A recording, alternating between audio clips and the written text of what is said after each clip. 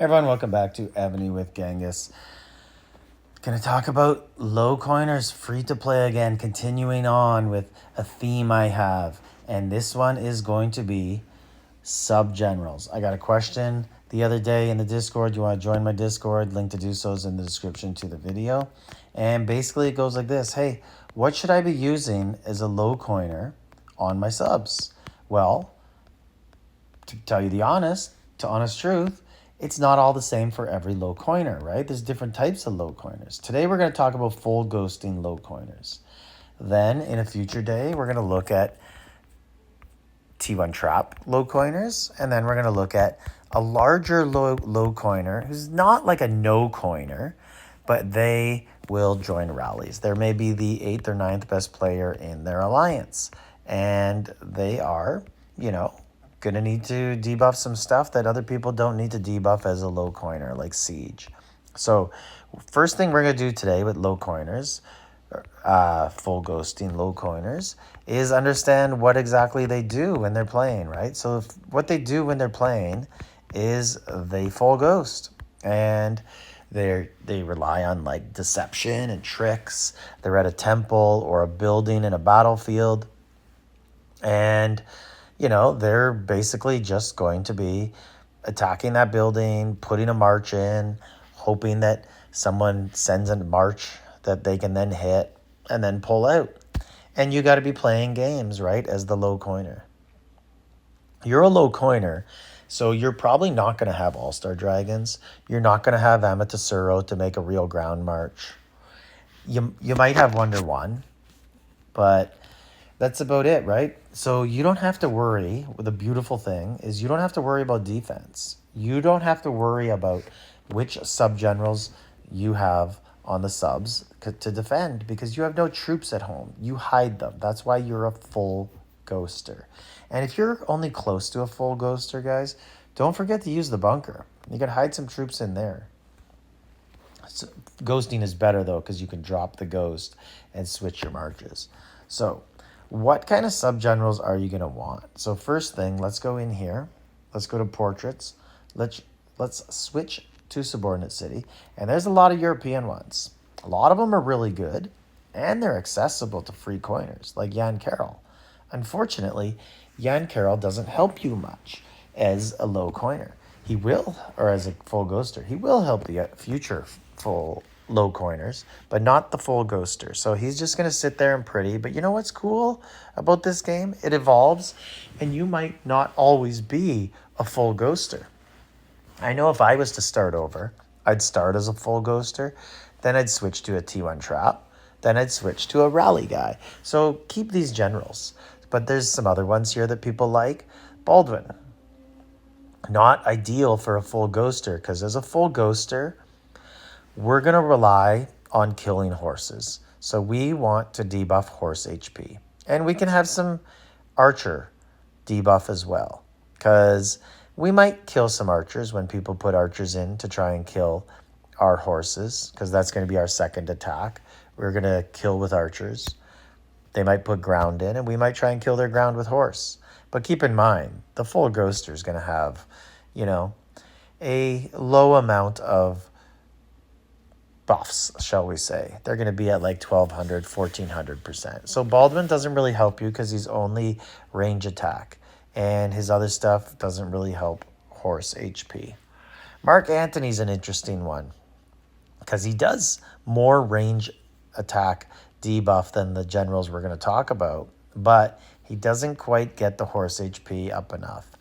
And you have to consider here that our low coining full ghoster is only going to be able to get these sub generals up to like level 6 or 7, right? They're going to have like 8 subs and not that much Blood of Ares to get it up, because they're going to do most of the Blood of Ares on their PvP marches. Nero's interesting because to get him to 7 stars, you now have 35% horse HP. That's pretty debuff. That's pretty good. And it'll debuff the ground also. So it wouldn't hurt to have a Nero if you wanted to go that route. You can get all that HP somewhere else, but it's not going to be on every troop type. So Nero, if you could get Nero, I wouldn't mind having at least one of him to 7 stars if I was a full ghoster. Harold's a favorite of a lot of people, but to be quite honest, Harold kind of sucks in my opinion. I'm not a fan. Canut people like because he used to be such a premium general, but he really doesn't do that much of anything, and he doesn't descend all that well, so I would avoid him. Arminus is a weak, poor man's version of what we're going to recommend, and Zizka, he's awesome, but he doesn't do any horse HP. He just does range and siege. So he's awesome for later on. And Jan Carroll, same thing, doesn't do what you want. This is gonna be our guy. Old trusty Andrew Jackson. People have been using him since year one.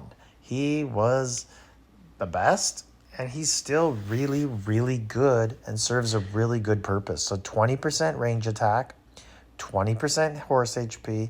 You could realistically get a few more percentage here, maybe up to blue, 6%. And then here, if you get him to 7 stars, your horse HP debuff is at 40%. So 40 times 3 different subs, or 8 subs, you're going to get him up to 320% if you can get them all up to 7. And then on your gear, you're going to be able to debuff, over 1,000 horse HP. And that's no joke. Like, let's be serious. You ain't planning to fight the K42 or 43 or 44. You're trying to find someone your size that you're fighting with, right? Full ghosters don't go to a temple or a building as a K38 and think, yeah, what I really want to do is fight a K44. Like, no, they're hoping to fight another K38. And debuffing 1,000 horse HP against a K38, that's pretty good. You're going to be doing pretty well in that. Now, there's other guys that you can look at. What I want to do right now, I want to go over a couple guys that people get tricked by. And specifically right here, just like Baldwin, Nordic Barbarian King. This guy's tricky because he has good range attack debuff, enemy troop debuff, but he doesn't really do anything else. He just spreads it out and has enemy troop HP 10%. So he's cool, but he's good, but he's more for larger players. He's really not going to help out too much for the full ghoster. And then all these other guys here as well, they are kind of not exactly what you're going to be wanting because they're doing things like siege or ground, but you're just not going to get enough of them. So like if you're going to use Darius and you're going to plan on debuffing ground, okay, awesome. Where are you getting your other Dariuses from? They're not easy to get if you don't spend money. But there is one other guy, if you can get lucky enough to get him as a full ghoster, as a low coiner, you might get lucky with a pack once in a while. And if you get this guy's better than Andrew Jackson. He's the only guy who's probably better than Andrew Jackson for low coining full ghosters. Because look at this. Andrew Jackson's 2020. This guy's 35 to start. So even Andrew Jackson at 8 stars, he's only doing 20 range attack and 40 HP, where this guy would be doing 35 without an increase. If you get 2 Hojos, use 2 Hojos at 5 stars. Don't increase him.